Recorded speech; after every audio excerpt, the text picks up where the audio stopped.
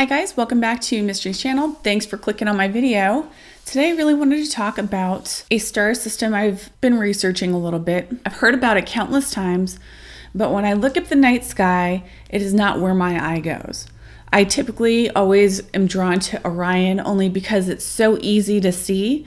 And so because there are so many different legends about this one star system, I thought, why not do some research on that? And what I found was pretty interesting. At least I think so. The myths I gathered come from 5 continents. There are many different versions of the Pleiades, but the ones that I am going to focus on are the sisters versions or the female versions. Other notable mentions to this are that they are storerooms, lazy children, a marketplace, lost boys, little chicks, or the white tiger. Some quick interesting facts I wanted to point out as well are that the Pleiades are young. They're an open cluster in the constellation of Taurus. They are popularly termed the Seven Sisters.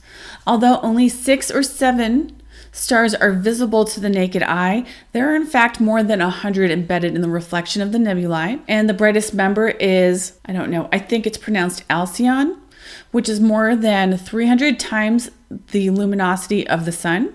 The star cluster sits about 400 light years from Earth, and it is also called Messier 45 or M45. The Pleiades are also among the first stars mentioned in literature, appearing first in Chinese annals about the year 2350 BC, and the earliest European references are somewhat later in the poem by Hesiod around 750 BC and in also Homer's Odyssey and Iliad. Also, the depiction of the Pleiades in the form of the Nebra sky disk was found. This sky disk was found in bronze in a bronze hoard that dates back about 3,600 years. Something else interesting to note is that in the days of olden Europe and in North America, vision was tested with the star cluster. If you saw 7 stars, you had acute vision, and if you saw 6, you had average. Also, in Japanese, the Pleiades are called the Subaru, and the car company that you know of, their emblem on the front is a representation of the Pleiades. So let's get to the world myths part of it. European myths. We'll start with the Greek because, well, it's probably the most well known. In Greek mythology, there are several versions, and I'll give you the one that is most commonly told and resembles most of the other versions, and then I'll give you another one of note that resembles none of the other Greek versions. The first one, the traditional story, goes like this. In Greek mythology, the Pleiades were 7 sisters. Maia, Electra, again, I don't know the damn translation, Alcyon, Taeget, Astaroth, Seleno, and Merope. Their parents were Atlas, a titan who held up the sky, and the Oceanid, Pleione, the protectress of sailing. After a chance meeting with the hunter Orion, the Pleiades and their mother became the object of his pursuit. Enamored with the young women, he pursued them all over the face of the earth. In pity for their plight, Zeus changed them into a flock of doves, which then set to the heavens. Thus, the Olympian added the penalty of the absence of his wife and family to the Titan's original punishment of eternally supporting the heavens from earth. Only 6 of the stars were distinctively visible to the naked eye, and the ancient Greeks also explained that only 6 of the stars shone brightly in the star cluster because the 7th, Merope, is shamed for eternity for having an affair with a mortal, and hence her shine is dull. The other myths say that the 7th star, which doesn't shine as brightly, is Electra.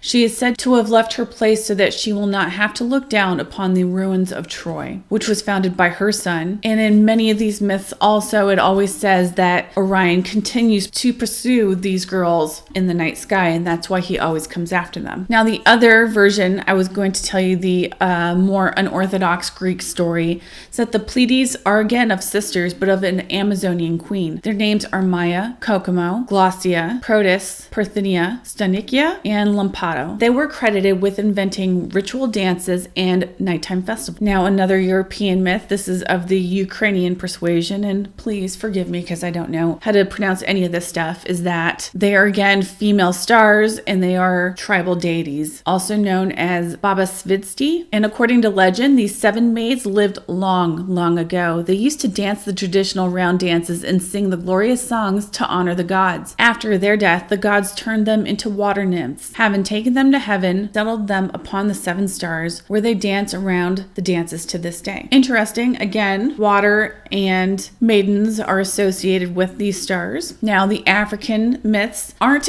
especially sisters, but again, they are females. The Berber people, the Tuareg Berbers of northern Sahara, call the Pleiades Shat Ahed, and it means daughters of the night. In South Africa, to the people of Sotho, the Pleiades, or the Seleme Se Set Shehadi, and they are the female planters. They aren't specifically called sisters, but they are gendered as female as well. For Asia, we have the Indonesian tale, the island of Java. They are known as the Kartika cluster, a direct influence from the ancient Hindu Javanese, and these stars represent the 7 princesses, which represent the court dance of Bedhava Ketawang. The dance is performed once a year on the 2nd day of the Javanese month of May and is performed by 9 female relatives or wives of the prince. When they rise on the horizon, this signifies the 7th season, which is also the beginning of the rice planting season. Hindu legend, the Pleiades were collectively known in India as the Kritika, the wives of the 7 wise men, named the 7 Rishis, or 7 sages, in Australia. And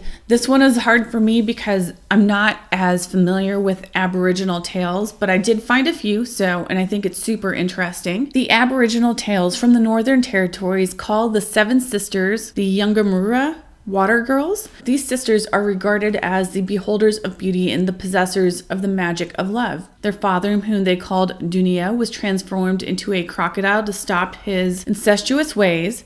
And the Aborigines also believe that the stars wear a crystal covered coat, which explains why they shine so brightly. Another Aboriginal legend I found by another Aboriginal tribe, and I'm not even going to try to pronounce the name because I've tried for like a half an hour to actually spit it out and I can't. But they call this cluster the Makara. And these are the wives of the stars in Orion's belt. And then I have one last tale. This tale of this group of stars are also of sisters. These are Napaljari sisters, and I believe this has to do with a skin group system that they have there. And I'm not familiar 100% with it, so I'm not going to touch on what that is. But the sisters are often represented carrying a man with them who is in love with the women. Then the morning star, who is a Jakamara man, which I think Jakamara is another skin group, is also in love with the 7 sisters. He's often depicted chasing them across the night sky, Orion chasing the 7 sisters, and they are always seen to be running away, fleeing from the man who wants to take one of the sisters for his wife. However, under the traditional law, the man pursuing the sisters is the wrong skin group, so he's forbidden to take this woman as his wife. So the sisters are constantly running away from this man, and they travel across the land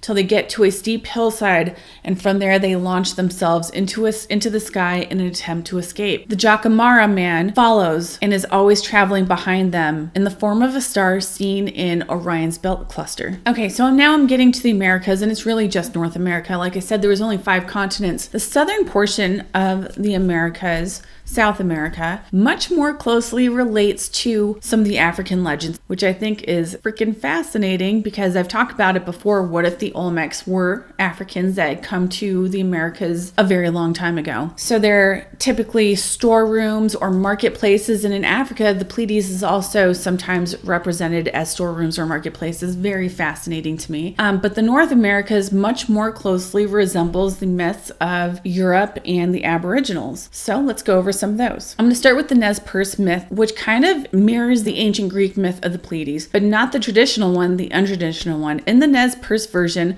the Pleiades is also a group of sisters. However, the story itself is a little bit different. In this story, one sister falls in love with a man, and following his death, she is so absorbed in her own grief and misery that she finally tells her sisters about him. They mock her. They tell her how silly it is that she would feel sad for a human after his death. And this causes her to mourn even harder and grow even more sad. Eventually, she becomes so ashamed and so miserable about the feelings she has that she pulls the sky over her face like a veil, blocking herself from view. This myth explains why there are only 6 of the 7 stars visible to most people's naked eyes. Now, the Western Mono Indians saw the Pleiades as a group of wives who were excessively fond of onions. They were thrown out of their homes by their angry husbands for their stink breath. Resenting their loneliness in the end, the husbands sought after their wives, but in vain. The women had wandered away into the sky and become the Pleiades. And then there's another one. This is the Kiowa legend. I've actually talked about it in another video, so I won't reference the legend itself, but it's the one that's attached to the video called Bear Lodge National Historical Monument. And this last one I'm going to do is actually a pretty cool story, and I actually found the entire thing, so I'm just going to read it to you guys. This is a Wyandot Native American legend. It goes like this. Listen to the Wyandot grandmother as she tells of the lovely Star Maiden. In the olden days, when the earth was young, an Indian brave sat at the door of his lodge